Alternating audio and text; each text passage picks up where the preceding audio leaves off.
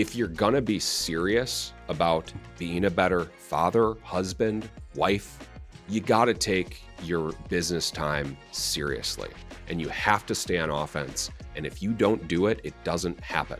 Stay on offense. Defense is for the end of the day. Again, no one's going to feel bad for you. No one's coming to save you. You have to do it. So do it and get it done.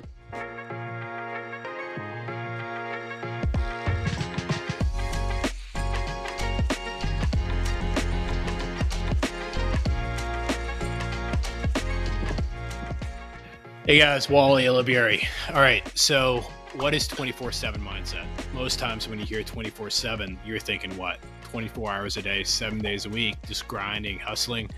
I learned over time, a 24-year career in mortgage and multiple other businesses that I own is, unfortunately, you'll get burnt out. I became an absent father, I became an absent husband, and I became a poor business leader because I was trying to work 24 hours a day, 7 days a week, trying to build a business, maintain a business. When I learned how to work smarter, not just harder, by doing things the best way it could be done, instead of just simply doing my best, I learned how to work only 24 hours a week, 7 months a year, while I got paid from the business residually 24 hours a day, 7 days a week. You can do the same. Welcome to the show.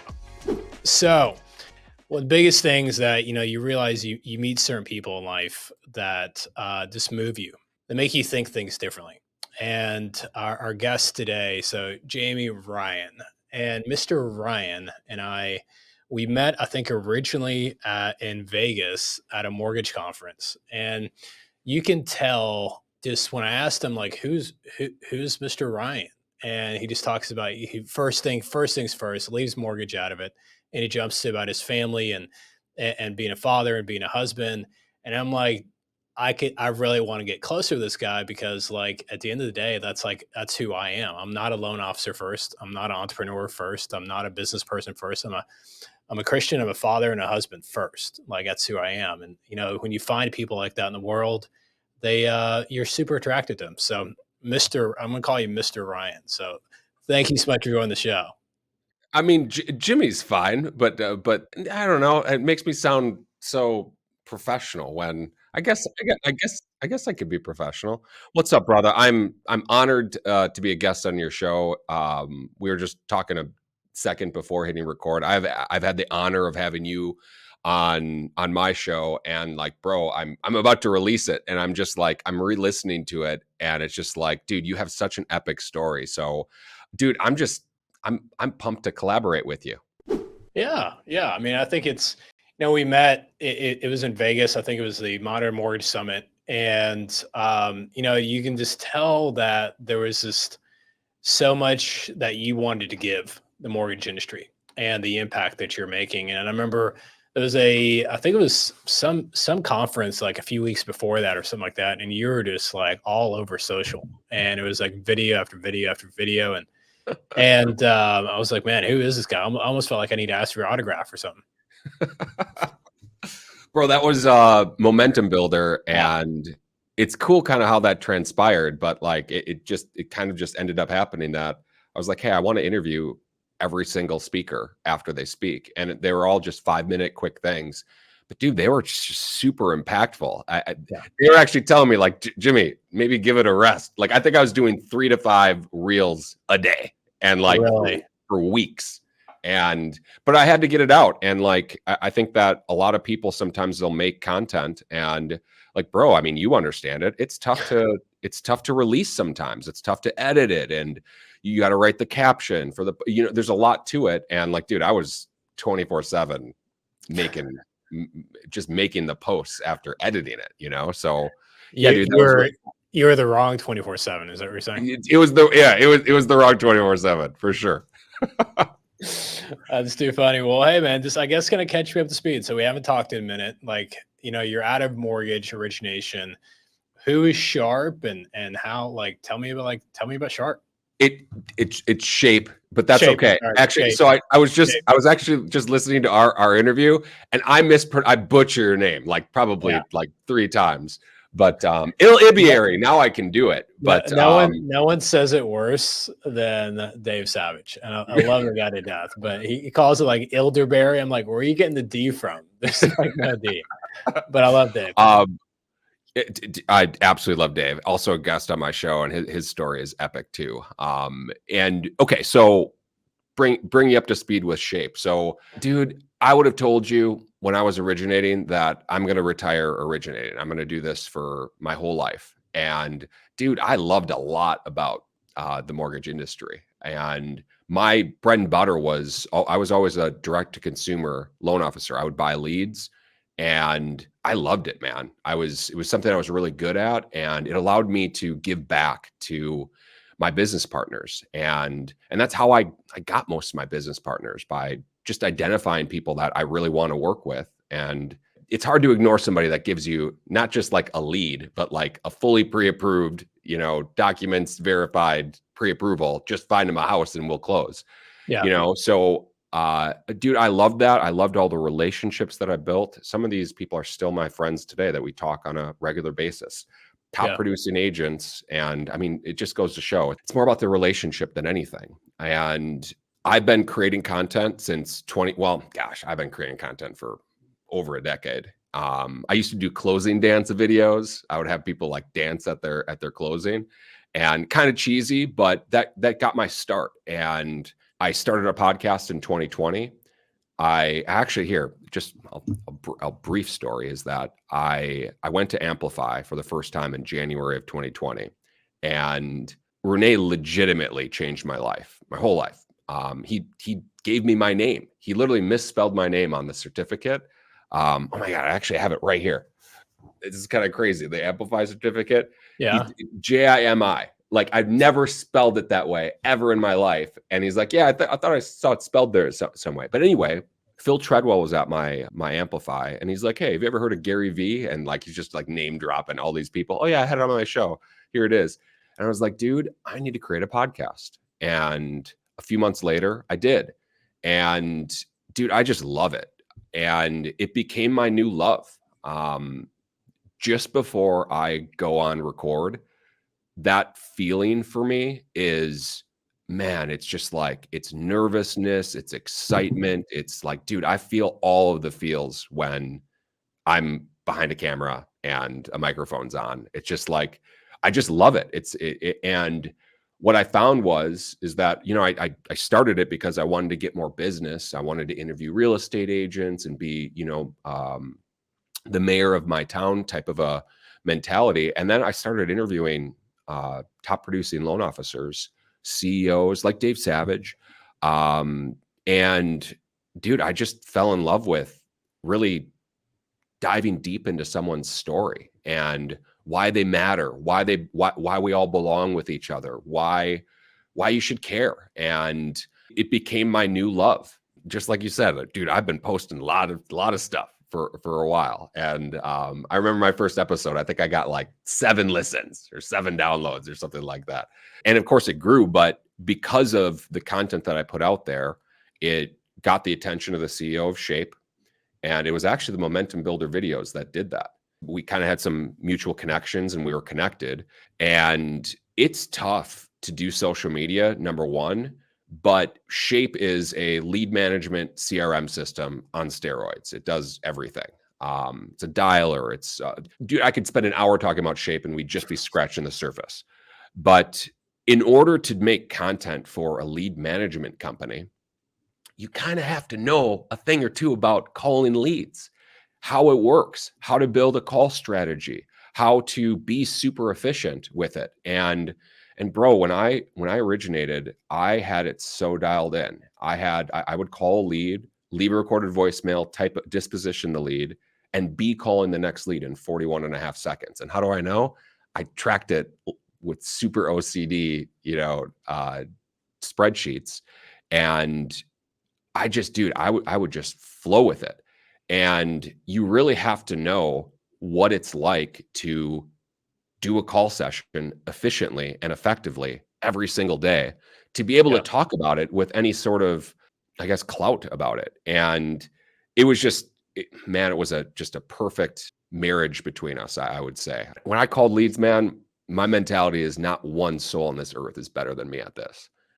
Dude, I loved it. And now I get the chance to help people take an awesome system, an awesome program, and really optimize it so that they don't have to waste their time and waste their money. And like, bro, I tell the story that, I mean, dude, I would come home super late at night and from inefficient days, working off of spreadsheets, working in chaotic manners. And dude, my dinner would be in the microwave. I would come home sometimes and I would just pace back and forth on my driveway and, client cussing me out, we're not closing or something, a realtor, wants to have a talk with me, whatever. And dude, my family would watch that. And as I'm just pacing back and forth, not eating dinner at the dinner table. And when that was happening, I knew I needed to change. I needed to get more efficient and get more effective. And I was blessed with a great income. I actually ended up building my own CRM system through another provider. And dude, I spent $70,000 building it. And like, I made it so dialed in, but I ran out of money like halfway into it. Cause I mean, you know how expensive some of the, programming can get. And Shape does everything that I wanted it to do, literally right out of the box. And like, dude, even just building something, customizing it, it takes a ton of time, money, and effort. And bro, I'm blessed that I get to share Shape with the world. And it's like the best kept secret in the industry. I feel like there's 78,000 users and you wouldn't know that, because nobody's ever heard of it because they're not on social. So it was just like, dude, I've started a podcast with them. I've been interviewing just industry leaders while still doing the Get It Done podcast. And it's allowed me, with the connections that I already have, to really boost Shape, get the word out about it. But man, I get the chance to save people from dinner in the microwave and not spending time with their family. Well, let's go through, like, give me a live example. So tell me, you can leave names out of it. So the viewers can understand like the impact. How have you shaped a loan officer's future? Dun dun dun. So sure, just yesterday, I have a broker owner. He has, I think it's 27 loan officers.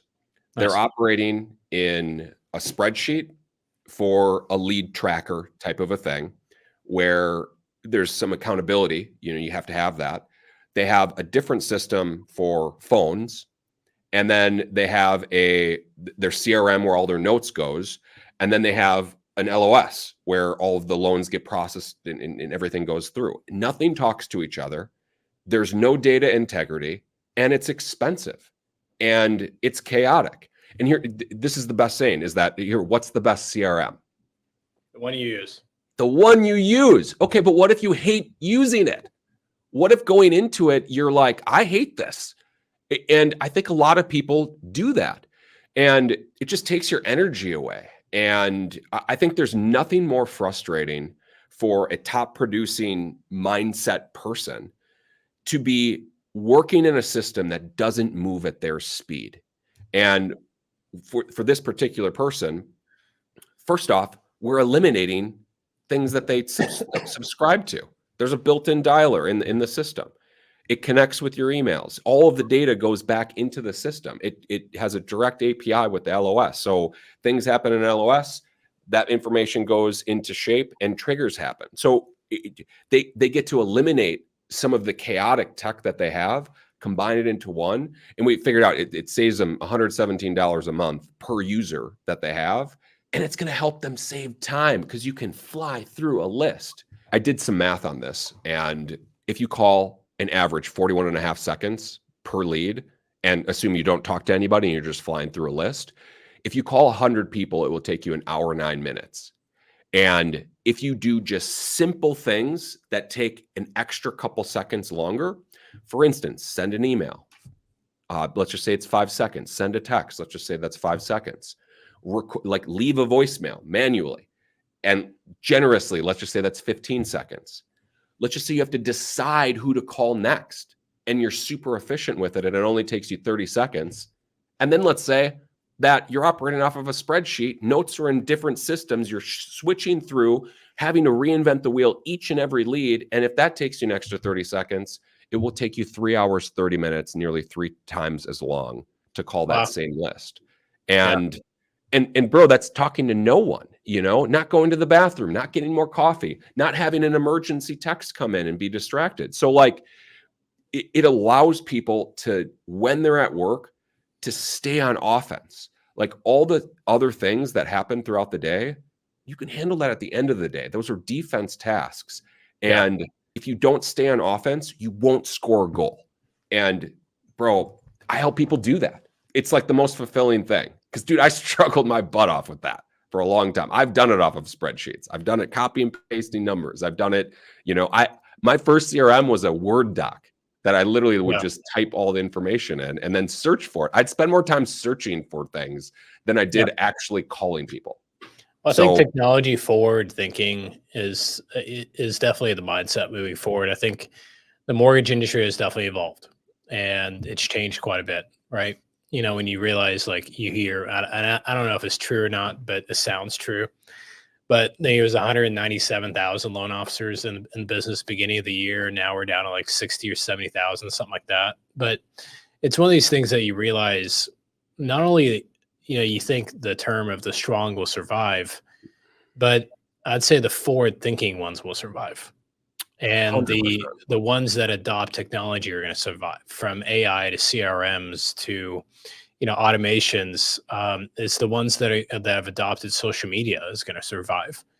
Yeah. If you're still paper and pen or spreadsheets, or you are not really on social because you don't like this, you want to be a private loan officer and think about your personal life, and you don't want to have anything publicly. And if that's still you right now as a loan officer, I mean, 2024 is going to be harder than 2023 and moving on. It's not changing. It's not going back. It's the ones that are technology forward that will succeed. It's the ones that are automation forward, the systems forward. And you can't just do a lot of business anymore off your personality. Bro, 100%. And it's funny we mentioned Dave Savage, but I quote him on this. I actually asked him, dude, is AI gonna replace a loan officer? And he said, it's a beautiful quote. It's AI or a computer is not going to replace a loan officer, but the loan officer that leverages AI and leverages technology will replace the loan officer that doesn't. And it couldn't be more true. And dude, you got to be on social. Like, I'm sorry, but you gotta. It's becoming a requirement. And the person that fully embraces technology will run circles around the one that doesn't. Yeah, I'm trying to get a little more brave, get on social, be behind camera a little bit more. So, I mean, any words of advice there? Bro, I think everybody struggles with some form of imposter syndrome. Everybody struggles with, man, this isn't that great. And I think what really helped me is actually my my podcast editor, Joel Sharpton, who's wonderful. If I haven't introduced you, I should. He told me, he's like, Jimmy, everybody, including Renee Rodriguez, has some bit of bad content in them, and you just got to let it out. And bro, like, I'm embarrassed at my first video. I still have it, but I was like a freaking salesman, I'm a billboard ad, and like, that doesn't work on social. But I think you have to do the bad content and just get it out of the way. Dude, my first 10 podcast episodes are garbage. I can't even listen to them. I just can't. But you have to go through the 10 to get to 50. You have to be constantly crafting it. And like, part of me feels bad for people that are just now starting in 2024. But also part of me is like celebrating that. Like, dude, finally you're here. You got to get going. You have to get that first out. So advice to someone that needs to be on it more. Yeah, you do. Just do it. I was totally being a smart aleck, by the way. I was just kidding. I was going to say, you're on social a lot. I mean, one of the loan officers here at the office told me the other day, he goes, I cannot, he goes, he's talking, he goes, I cannot get on social without seeing one of your videos pop up. I said, perfect. It's working. And right. But I mean, I think that's the whole mindset of it, right? I just had a realtor lunch, and a realtor coffee actually right before you. And I sat down there, and she's an aspiring new realtor, and she's succeeding in a high level. And she's like, not even a mortgage, but she's like, I see your videos all the time. And when you walk into rooms, and it was like maybe 6, 7 months or so ago, I walked in a real estate office, and it was a mastermind at the real estate office. And the top producing realtor comes up, like a $40 million realtor comes up to me, and he goes, "Oh, you're Wally Illiberry from social." And I'm like, "Yeah, nice to meet you. Who are you?" And he introduced himself. And it's funny, now we work together.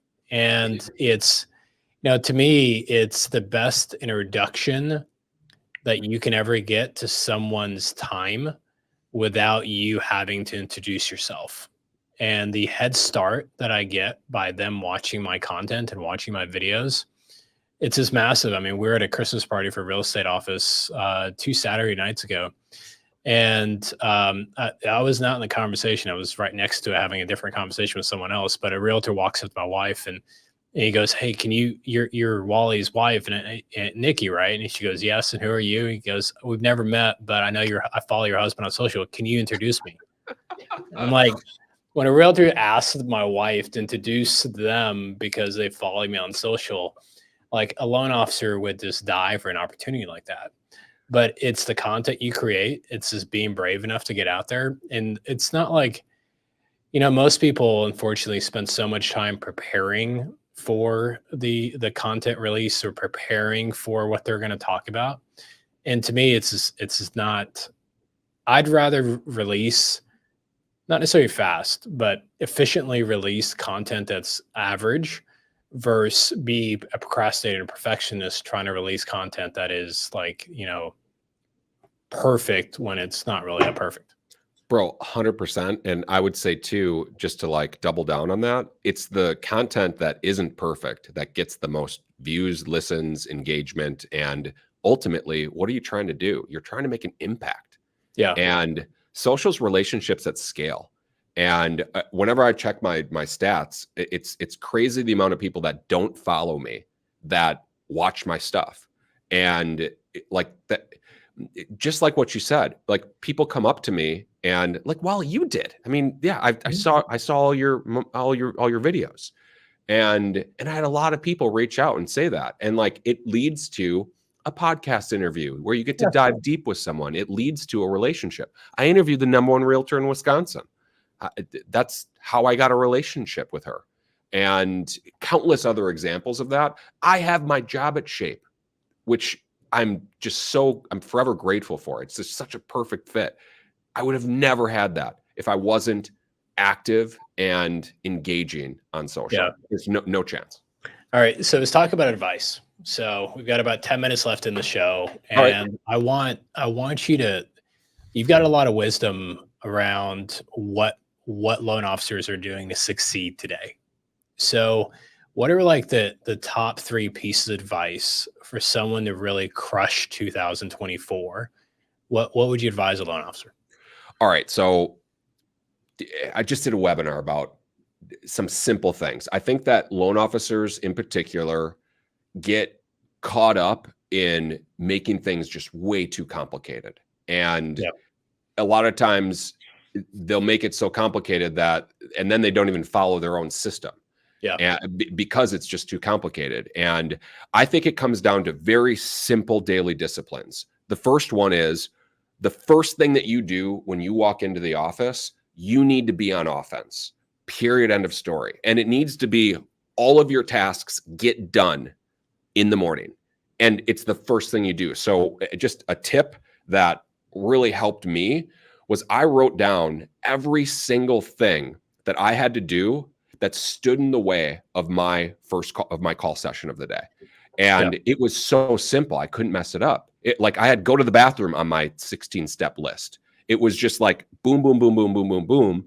And I know it sounds so like cheesy and simple, but it's like, man, it gave me so much freedom in my mind that I could just do these couple things.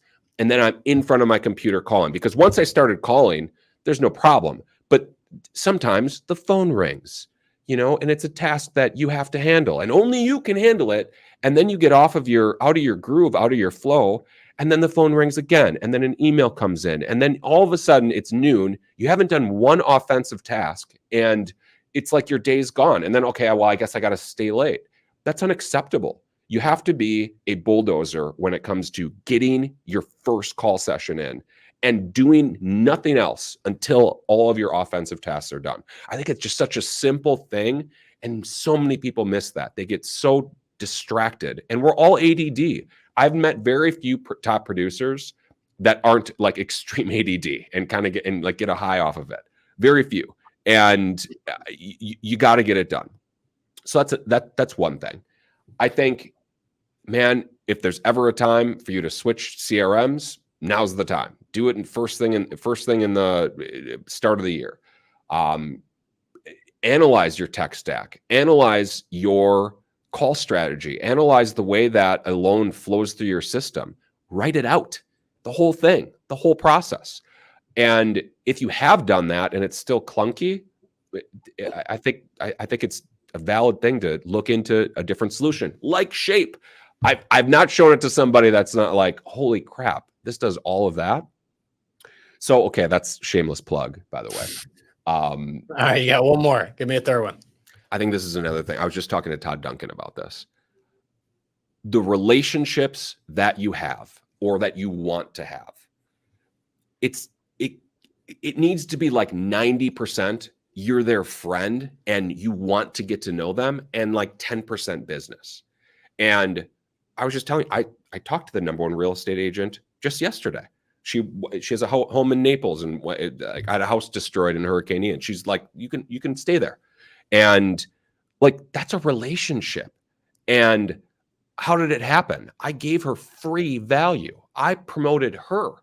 I came to the table with value, and I actually like her. I actually want that relationship.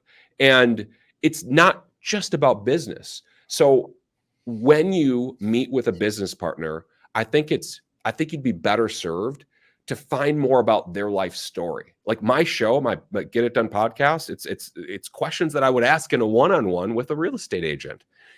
Build a deep relationship where it's not just business. You're actually friends with people. And by the way, when you do that, who the heck do you think that they're going to refer? The guy that closes on time, the guy that has cheap rates, the guy that is giving out a free appraisal, or the person that's their friend? It's so simple, and I think so many people miss that like, call them and ask them about their kids. Call them and ask them about the things that they're doing. What are you struggling with?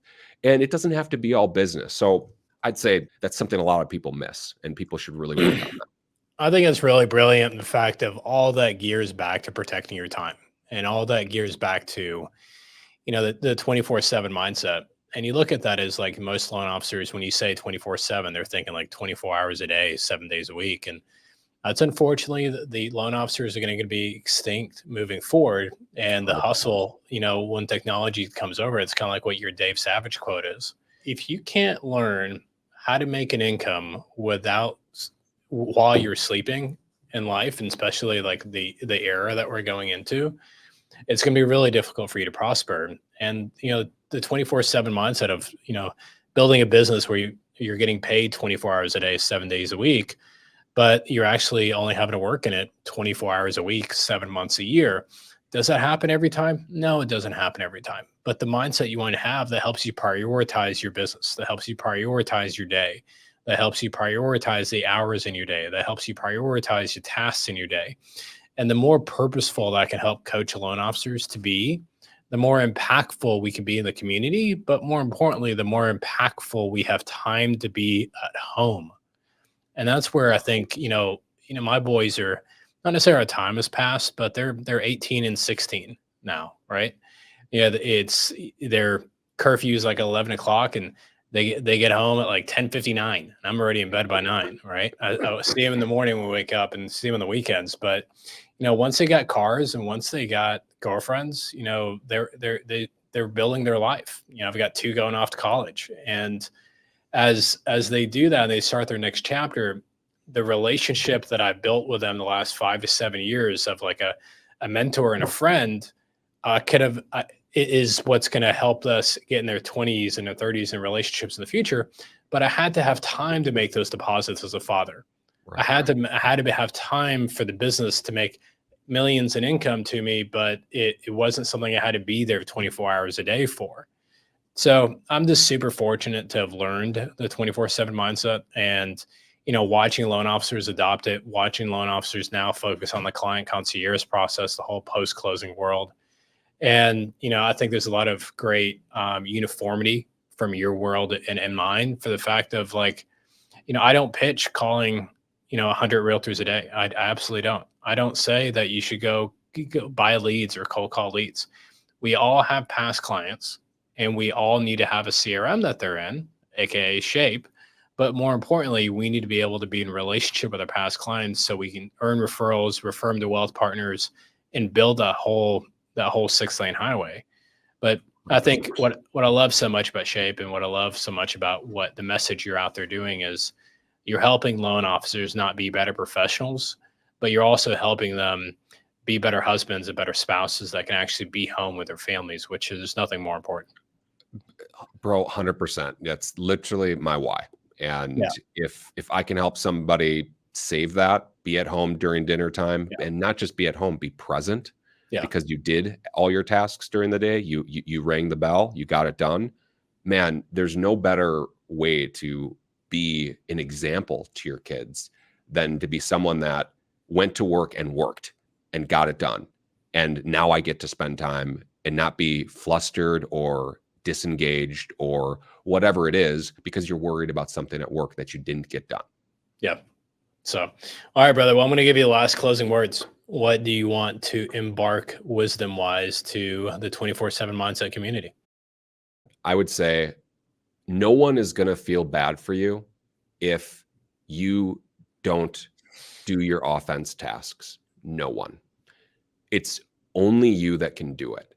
And if you're going to be serious about being a better father, husband, wife, you got to take your business time seriously, and you have to stay on offense. And if you don't do it, it doesn't happen.